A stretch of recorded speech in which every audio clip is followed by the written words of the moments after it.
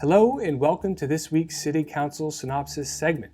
The title of this segment is a little misleading as there was no City Council meeting this week and therefore nothing for me to synopsize. Great job. Instead, I will ask and attempt to answer a question. What exactly is a City Council? Great question, Brian. Lowell uses what's called a Plan E form of government, which consists of a city council and a city manager. The council is the legislative body of the city, comprised of 9 members who serve 2-year terms. Of those 9 councilors, 1 is voted mayor by the rest of the council. The council is guided by the city's charter, which is the legal document by which the city is founded upon.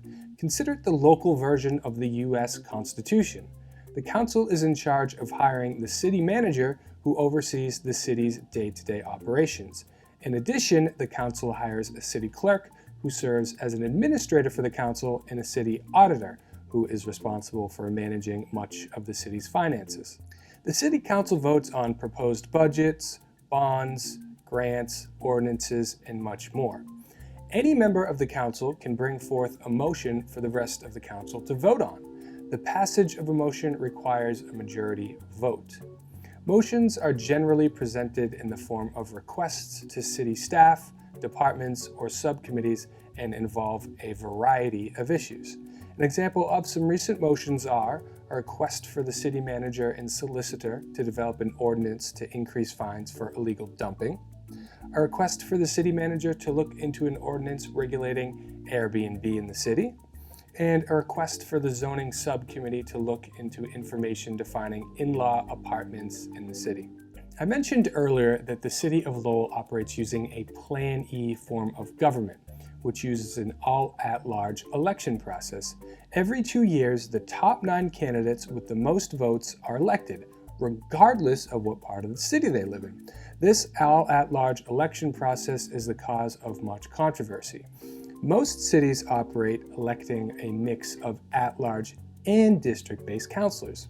Opponents of the all-at-large process believe that we should move towards electing a mix of at-large district or ward-based councilors to ensure each section of the city is equally represented.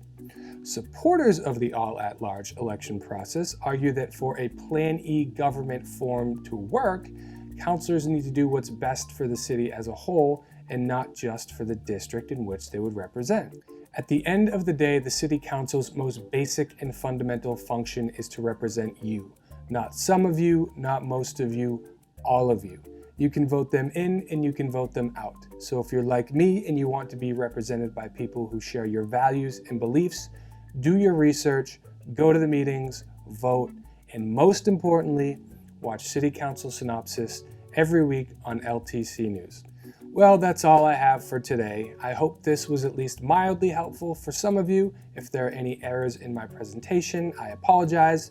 Feel free to mail in your written complaints along with a $20 donation to LTC at 246 Market Street. We accept cash, credit, checks, and restaurant gift cards. The council resumes their weekly meeting schedule next week, so you can expect a full synopsis on next week's episode of LTC News.